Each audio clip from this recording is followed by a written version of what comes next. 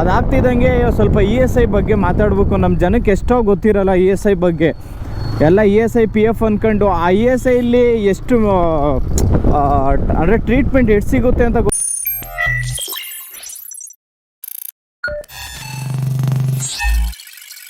ಒಂದು ಲೈನಲ್ಲಿದೆ ಡಿಸ್ಪೆನ್ಸರಿ. ಅಂದರೆ ನಿಮ್ಮ ಕಂಪ್ನಿಗೆ ಡಿಸ್ಪೆನ್ಸರಿ ಯಾವ್ದು ಹತ್ರ ಆಗುತ್ತೆ ಅಲ್ಲಿಗೆ ಮಾತ್ರ ಬಡ್ಸ್ಕೊಳ್ಳಿ. ಖಂಡಿತ ದೂರ ಎಲ್ಲ ಬಡ್ಸ್ಕೊಂಬಿಡ್ರಿ. ಯಾಕಂದರೆ ಜಸ್ಟ್ ಈಗ ಹುಷಾರಿಲ್ಲ ಅಂದರೂ ಒಂದು 6 ಕಿಲೋಮೀಟ್ರ್ 7 ಕಿಲೋಮೀಟ್ರ್ ಹೋಗೋದ, ಜಸ್ಟ್ ನಿಮ್ಮ ಏರಿಯಾದಲ್ಲೇ ನಿಯರ್ ಸ್ಕ್ಯಾನಿಂಗ್ ಇರ್ಬೋದು, ಎಲ್ಲ ಫ್ರೀ.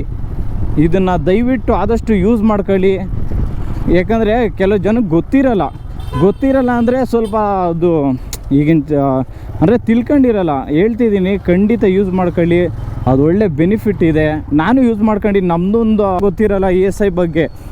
ಎಲ್ಲ ESI PF ಅಂದ್ಕೊಂಡು ಆ ESIಲಿ ಎಷ್ಟು ಅಂದರೆ ಟ್ರೀಟ್ಮೆಂಟ್ ಎಷ್ಟು ಸಿಗುತ್ತೆ ಅಂತ ಗೊತ್ತಿರಲ್ಲ, ಏನೂ ಗೊತ್ತಿರಲ್ಲ. ನಾನು ನಿಮ್ಗೆ ಅದು ಹೇಳ್ತೀನಿ ಇವತ್ತು. ಆ ಇನ್ಫಾರ್ಮೇಷನ್ ಎಲ್ಲ ತೊಗೊಂಡಿದ್ದೀನಿ. ಸೊ ನನಗೂ ಅದು ಅನುಭವ ಆಗಿದೆ. ಪ್ರೈವೇಟಲ್ಲಿ ತೋರಿಸಿ ಆ ESIಲಿ ಎಷ್ಟು ಬೆನಿಫಿಟ್ಸ್ ಇದೆ ಅಂದರೆ, ನಿಮ್ಗೆ ಎಷ್ಟಲ್ಲ 1 ಕೋಟಿ ಅಂದರೆ ಒಂದು ಮ್ಯಾಕ್ಸಿಮಮ್ ಅಮೌಂಟ್ ಏನೈತೆ ಎಲ್ಲ ಫ್ರೀ. ಅಂದರೆ ನೀವು ₹1 ಕಟ್ಟಂಗಿಲ್ಲ. ಬಟ್ ಅಲ್ಲಿ ಕ್ವಶನ್ ಮಾಡ್ಬೋದು ನೀವು ESIಲಿ ಅಂದರೆ ಏನು ಕೊಡ್ತಿಲ್ಲ ಮೆಡಿಷನ್ ಏನಕ್ಕೆ ಅಂತ. ಸೊ ಅದು ಹೆಂಗೆ ಅಂದರೆ ಅಲ್ಲಿ ಕೂತ್ಕೊಂಡು ಹೇಳ್ತೀನಿ. ಇಲ್ಲಿ ಡಿಸ್ಪೆನ್ಸರಿ ಅಂತ ಬರುತ್ತೆ ನಿಮಗೆ ESIಲಿ ಒಂದು ಫಾರಮಲ್ಲಿ. ಅಂದರೆ ಬಯೋದಲ್ಲಿ ಬಯೋ ಅಂದರೆ ಒಂದು ಶೀಟಲ್ಲಿ ಆಧಾರ್ ಕಾರ್ಡು ನೀವು ಯಾರ್ಯಾರನ್ನ ಸೇರಿಸಿದ್ದೀರಾ ಅದ್ರ ಮೇಲ್ಗಡೆ ಒಂದು ಲೈನಲ್ಲಿದೆ ಡಿಸ್ಪೆನ್ಸರಿ. ಅಂದರೆ ನಿಮ್ಮ ಕಂಪ್ನಿಗೆ ನಿಮ್ಮ ಮನೆಗೆ ಯಾವ್ದು ಹತ್ರ ಆಗುತ್ತೆ ಅದು ಡಿಸ್ಪೆನ್ಸರಿ ಅಂತ ಅಂತಾರೆ. ಸೊ ನಿಮಗೆ ಏನಾರ ಜನರಲ್ಲೇ ಹುಷಾರಿಲ್ಲ ಅಂದರೆ ಅಲ್ಲೇ ನೋಡ್ತಾರೆ.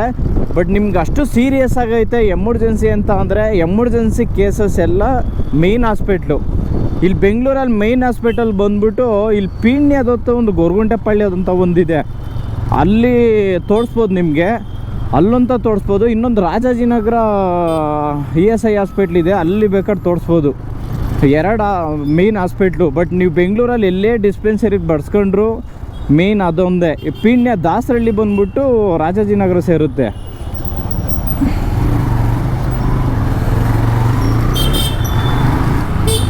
ಯಾರಪ್ಪ ದಾಸರಳ್ಳಿ ಬಂದ್ಬಿಟ್ಟು ಡಿಸ್ಪೆನ್ಸರಿ ಅಲ್ಲಿ ತೋರಿಸ್ತದೆ. ಸೊ ಯಾರನ್ನ ಸೇರಿಸ್ಬೇಕು ಅಂತ ಅಂದರೆ ಒಬ್ಬ ಫ್ಯಾಮಿಲಿ ಮೆನ್ ಯಾವುದೇ ಇಲ್ಲಿ ಒಂದು ಹುಡುಗ ಆಗಲಿ ಒಂದು ಹುಡುಗಿ ಆಗಲಿ ಒಂದು ESI ಇದೆ ಅಂದರೆ ಅವರ ಒಂದು ಹುಡುಗಿ ಸೇರ್ಕೊಂಡ್ರೆ ಅವ್ರ ಗಂಡ ಅವ್ರ ಮಕ್ಕಳು ಆ ಹುಡುಗಿರ ಅಪ್ಪ ಅಮ್ಮ ತೋರಿಸ್ಬೋದು. ಇಷ್ಟು ಬೆನಿಫಿಟ್ಸ್ ಇದೆ.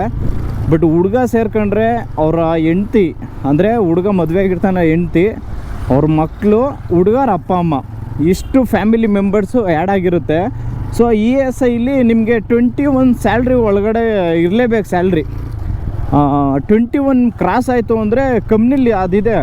ಕಂಪ್ನಿಲಿ ಅಂತ ಅಂದರೆ ಮೆಡಿಕ್ಲೈಮ್ ಅಂತ ಕೊಡ್ತಾರೆ. 30% ನಾವು ಕಟ್ಬೇಕು, 70% ಕಂಪ್ನಿಯವ್ರು ಕೊಡ್ತಾರೆ ಅಂತ.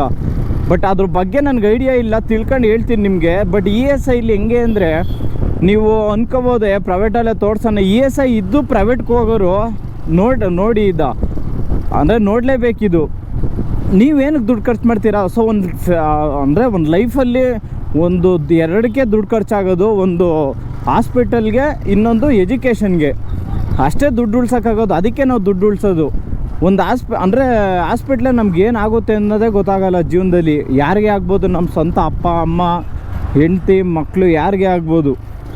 ಬಟ್ ಅದು ಬೆನಿಫಿಟ್ ಇದೆ. ಬಟ್ ಅದನ್ನು ಯೂಸ್ ಮಾಡ್ಕೊಳೋರು ಚೆನ್ನಾಗಿ ಯೂಸ್ ಮಾಡ್ಕೊತಿದ್ದಾರೆ. ಯೂಸ್ ಮಾಡ್ಕೊಂಡಲ್ಲಿ ಇರೋರು ಸುಮ್ಮನೆ ಇದ್ದಾರೆ.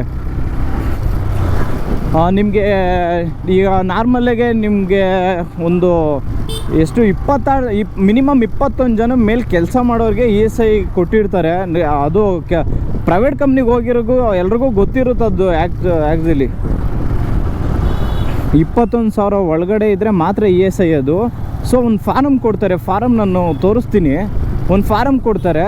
ಸೊ ನನಗೆ ಮದುವೆ ಆಗಿಲ್ಲ, ನಮ್ಮ ಅಪ್ಪ ಅಮ್ಮ ನಾನು ಅಷ್ಟೇ. ನಮ್ಗೆ 3 ಜನಕ್ಕೆ ಏನೇ ಟ್ರೀಟ್ಮೆಂಟ್ ಏನೇ ಇದ್ರೂ ಫ್ರೀ. ಅಂದರೆ ಯಾಕಂದರೆ 21,000 ಒಳಗಡೆ ಇರಬೇಕು ಸ್ಯಾಲ್ರಿ. 21,000 ಒಳಗಡೆ ಇದ್ದರೆ ಎಲ್ಲ ಫ್ರೀ. 21 ಕ್ರಾಸ್ ಆಯಿತು ಅಂದರೆ ESI ಕ್ಯಾನ್ಸಲ್ ಆಗುತ್ತೆ. ಕ್ಯಾನ್ಸಲ್ ಅಂದರೆ ಆಟೋಮೆಟಿಕ್ ಬರೋದೇ ಇಲ್ಲ ESI. ಅದು ಮೆಡಿಕ್ಲೇಮ್ ಅಂತ ಇದೆ ಅದು.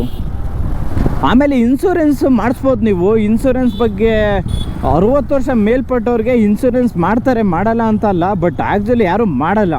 ಯಾಕಂದರೆ ESI ಸೊ ಇನ್ಸೂರೆನ್ಸು 60 ವರ್ಷ ಮೇಲಿರೋರಿಗೆ ಒಂದು ಅಂದರೆ ಆಪ್ರೇಷನ್ ಏನೂ ಆಗಿರಬಾರ್ದು, ಒಂದು ಶುಗರ್ ಏನೂ ಇರಬಾರ್ದು, ಆ ಥರ ಇನ್ಸೂರೆನ್ಸ್ ಮಾಡೋರಿದ್ದಾರೆ. ಸೊ ಇನ್ಸೂರೆನ್ಸ್ಗೆ ಹೆವಿ ದುಡ್ಡು ಖರ್ಚಾಗುತ್ತೆ. ಸೊ ನಿಮ್ಗೆ ESI ಬೆಟರು. ನೀವು ಬೆಂಗಳೂರಲ್ಲಿ ಕೆಲಸ ಮಾಡ್ತಿದ್ದೀನಿ ಆ ಥರ ಅಂದರೆ ESIಯೇ ಬೆಟರು.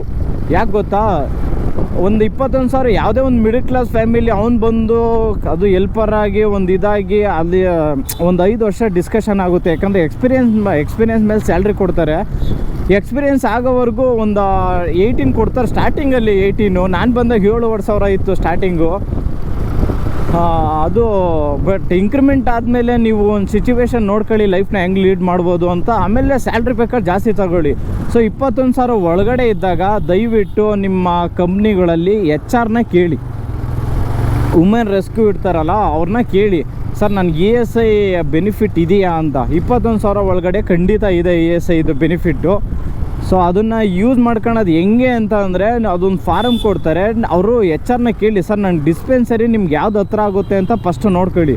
ಡಿಸ್ಪೆನ್ಸರಿ ಯಾವ್ದು ಹತ್ರ ಆಗುತ್ತೆ ಅಲ್ಲಿಗೆ ಮಾತ್ರ ಬಡ್ಸ್ಕೊಳ್ಳಿ. ಖಂಡಿತ ದೂರ ಎಲ್ಲ ಬಡ್ಸ್ಕೊಂಬಿಡ್ರಿ. ಯಾಕಂದರೆ ಜಸ್ಟ್ ಈಗ ಹುಷಾರಿಲ್ಲ ಅಂದರೂ ಒಂದು 6 ಕಿಲೋಮೀಟ್ರ್ 7 ಕಿಲೋಮೀಟ್ರ್ ಹೋಗೋದ, ಜಸ್ಟ್ ನಿಮ್ಮ ಏರಿಯಾದಲ್ಲೇ ನಿಯರ್ ಬೈ ಒಂದು 1 ಕಿಲೋಮೀಟ್ರ್ ಒಳಗಡೆ ಇಲ್ಲ ಸರೌಂಡಿಂಗ್ 3 ಕಿಲೋಮೀಟ್ರ್ ಒಳಗಡೆ ಇರುತ್ತೆ, ಅಲ್ಲಿಗೆ ಬಡ್ಸ್ಕೊಳ್ರಿ. ಖಂಡಿತ ಅಲ್ಲಿ ಬಡ್ಸ್ಕೊಂಡು ನೀವು ನಾರ್ಮಲಾಗಿ ಹುಷಾರಿಲ್ಲ ಅಂದರೆ ಅಲ್ಲೇ ತೋರಿಸ್ಬೋದು. ನೀವು ಅಲ್ಲೇನು ದುಡ್ಡು ಕಟ್ಟಂಗಿಲ್ಲ. ಒಂದು ಫಾರಮ್ ಇರುತ್ತೆ, ಅಲ್ಲಿ ನಿಮ್ಮ ಕಂಪ್ನಿ ಸಿಗ್ನೇಚರು ಸೀಲ್ ಇರುತ್ತೆ. ಕಂಪ್ನಿ ಸಿಗ್ನೇಚರ್ ಸೀಲ್ ಇದ್ದಾಗ ಓಕೆ, ಆ ₹1 ಏನು ಕಟ್ಟಂಗೆ ಇಲ್ಲ, ನೀವು ಆರಾಮಾಗಿ ತೋರಿಸ್ಕೋಬೋದು. ಯಾರಿಗೇ ಆಗಲಿ, ನಾನು ಇಷ್ಟು ಜನ ಹೇಳಿದ್ನಲ್ಲ ಅಷ್ಟು ಜನ ಮೇಲೆ ಆರಾಮಾಗಿ ತೋರಿಸ್ಕೊಬೋದು, ಒಂದು ಹುಷಾರಿಲ್ಲ ಅಂದರು. ಆಮೇಲೆ ನಿಮಗೆ ಅಂದರೆ ಎಮರ್ಜೆನ್ಸಿ, ಈಗ ಆಕ್ಸಿಡೆಂಟ್ ಆಯ್ತಪ್ಪ, ಈಗ ಆಕ್ಸಿಡೆಂಟ್ ಅಲ್ಲ, ಈಗ ಯಾರೋ ತಾತನ ಅಂದರೆ ಈಗ ಅಪ್ಪ ಅಮ್ಮ ಏನಾರ ಫುಲ್ ಹಾರ್ಟ್ ಅಟ್ಯಾಕ್ ಆಗೋದು ಎಮರ್ಜೆನ್ಸಿ ಕೇಸಸ್ ಇದ್ದಾಗ ನೀವು ಡೈರೆಕ್ಟು ESI ಟೈಮಿಂಗ್ಸ್ ಹೆಂಗೆ ಅಂದರೆ ಡಿಸ್ಪೆನ್ಸರಿಲಿ ಸೊ ಎಷ್ಟು 9ರಿಂದ 12ವರೆವರೆಗೂ ಮಾತ್ರ ಮಾರ್ನಿಂಗು, ಮತ್ತು 4:15ಯಿಂದ 7:15 ಗಂಟೆ ಟೈಮಿಂಗ್ಸು. ಅಂದರೆ ಅಲ್ಲಿ ಬಡ್ಸ್ಕೊಂಡು ಹೋಗ್ಬೋದು. ಬಟ್ ಎಮರ್ಜೆನ್ಸಿ ಅಂದರೆ ಖಂಡಿತ ನೀವು ಆ ಲೆಟ್ರು ತಗೊಂಡು ಡೈರೆಕ್ಟ್ ಹಾಸ್ಪಿಟ್ಲಿಗೆ ಹೋದರೆ ಖಂಡಿತ ನೋಡ್ತಾರೆ. ಅಲ್ಲೂ ₹1 ಕಟ್ಟಂಗಿಲ್ಲ. ನಿಮಗೆ ECG ಆಗ್ಬೋದು, ಬ್ಲಡ್ ಚೆಕಪ್ ಆಗ್ಬೋದು, ಒಂದು MRI ಸ್ಕ್ಯಾನಿಂಗ್ ಇರ್ಬೋದು, ಎಲ್ಲ ಫ್ರೀ. ಇದನ್ನು ದಯವಿಟ್ಟು ಆದಷ್ಟು ಯೂಸ್ ಮಾಡ್ಕೊಳ್ಳಿ. ಯಾಕಂದರೆ ಕೆಲವು ಜನಕ್ಕೆ ಗೊತ್ತಿರಲ್ಲ ಅಂದರೆ ಸ್ವಲ್ಪ ಅದು ಈಗಿನ ಅಂದರೆ ತಿಳ್ಕೊಂಡಿರಲ್ಲ. ಹೇಳ್ತಿದ್ದೀನಿ, ಖಂಡಿತ ಯೂಸ್ ಮಾಡ್ಕೊಳ್ಳಿ, ಅದು ಒಳ್ಳೆ ಬೆನಿಫಿಟ್ ಇದೆ. ನಾನು ಯೂಸ್ ಮಾಡ್ಕೊಂಡಿದ್ದೀನಿ, ನಮ್ಮದೊಂದು 7 lakh ಗಂಟ ESI ಯೂಸ್ ಮಾಡ್ಕೊಂಡಿದ್ದೀನಿ. ಯಾಕೆ ಗೊತ್ತಾ, ನಮ್ಮ ಅಪ್ಪಂಗೆ ಸ್ವಲ್ಪ ಇದಾಗಿತ್ತು, ಅಂದರೆ ICUದಲ್ಲಿದ್ದರು. ಚೆನ್ನಾಗಿ ಒಂದು 16 ಸಲ ಯೂಸ್ ಮಾಡ್ಕೊಂಡಿದ್ದೀನಿ. ಖಂಡಿತ ದಯವಿಟ್ಟು ಬೆಂಗಳೂರಲ್ಲಿರೋರಿಗೆ ಎಲ್ಲೇ ಆಗಲಿ ಆಲ್ ಓವರ್ ಇಂಡಿಯಾ ಅದು, ಯಾಕಂದರೆ ಅದು ಸೆಂಟ್ರಲ್ ಗೌರ್ಮೆಂಟ್ ಕಡೆಯಿಂದ ಆರ್ಗ್ಯುಮೆಂಟ್ ಆಗಿರೋದು.